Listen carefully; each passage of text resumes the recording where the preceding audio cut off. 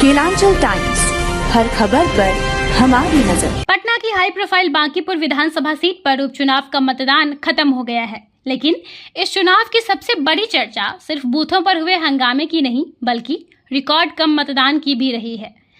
सिर्फ 34.30% वोटिंग के साथ बांकीपुर में पिछले 4 चुनावों के मुकाबले इस बार सबसे कम मतदान दर्ज किया गया है।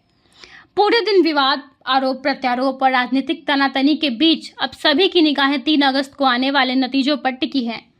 इस बीच नेता प्रतिपक्ष तेजस्वी यादव ने बीजेपी की हार और महागठबंधन की जीत का दावा किया है। पटना की बांकीपुर विधानसभा सीट पर उपचुनाव के लिए मतदान संपन्न हो गया है। निर्वाचन आयोग के अनुसार इस सीट पर सिर्फ 34.30% मतदान दर्ज किया गया है। खास बात यह रही कि बांकीपुर में पिछले 4 चुनावों के मुकाबले इस बार सबसे कम वोटिंग हुई है। ऐसे में मतदान ने चुनावी नतीजों को लेकर चर्चाओं का बाजार गर्म कर दिया है।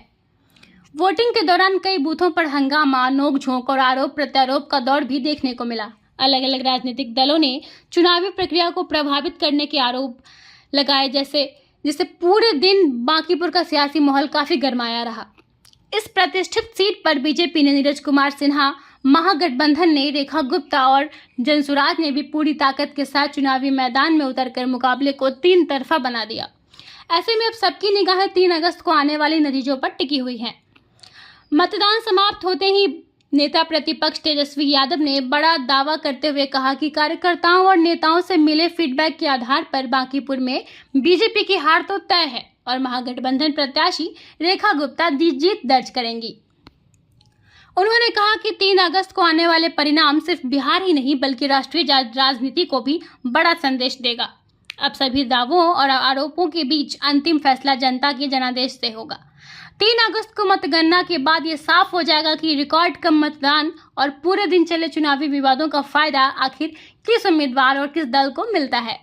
देखिए, उपचुनाव जो है बांकीपुर का चल रहा है और लगातार हम सुबह से हमारे पार्टी के सभी वरिष्ठ नेतागण सभी लोग जो है फीडबैक ले रहे हैं, मॉनिटर कर रहे हैं। हमारे लोग सभी वार्डों में हर बूथ पे है और जहां से भी फीडबैक आ रहा है, अरे भाई मेरा हाथ एक बार उपचुनाव में बीजेपी की बड़ी करारी हार होने जा रही है और हमारी प्रत्याशी राष्ट्रीय जनता दल की रेखा गुप्ता जी भारी मतों से जीत होने जा रही है।